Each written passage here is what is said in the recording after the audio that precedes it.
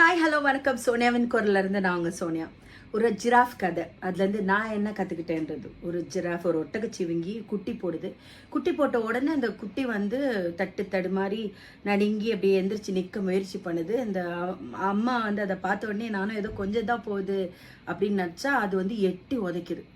இந்த குட்டி போய் ஒரு இடத்துல விழுது. என்னடா அம்மா நம்மளை எட்டி உதைக்குதுன்னு தெரியாமல் திருப்பி நடுங்கி இப்படி எந்திரிக்க முயற்சி பண்ணோடனே இந்த அம்மா ஜிராஃப் வந்து திருப்பி அதை எட்டி உதைக்குது. அது திருப்பி ஒரு ஒரு கொஞ்சம் தூரத்தில் போய் விழுகுது.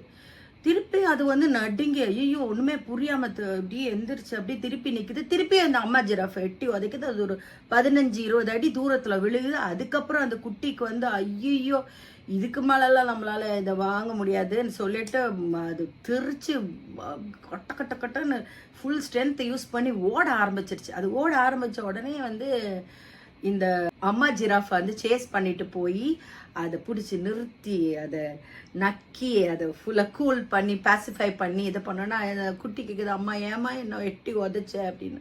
உடனே அம்மா ஜிராஃப் சொல்லுது, இல்லைடா நீ இப்போ தான் ஜஸ்ட் பார்ன் பேபி, அதனால உன்னோட ஸ்மெல்லு வந்து எல்லா இடத்துக்கும் வந்துடும். உன்னோட இப்போ கறி வந்து நம்மளோட எதிரிகளுக்கு ரொம்ப பிடிக்கும். உன்னை கொல்ல வருவாங்க, அப்போ நீ ஓடணும், ஓட பழகணும்.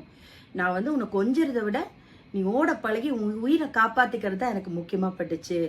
நீ உயிர் பிழைச்சி வாழ்கிறது தான் இந்த அம்மாவுக்கு முக்கியன்றதுனால நான் அப்படி எட்டி வச்சேன்டா, சாரிடா அப்படின்னு சொல்கிறாங்க.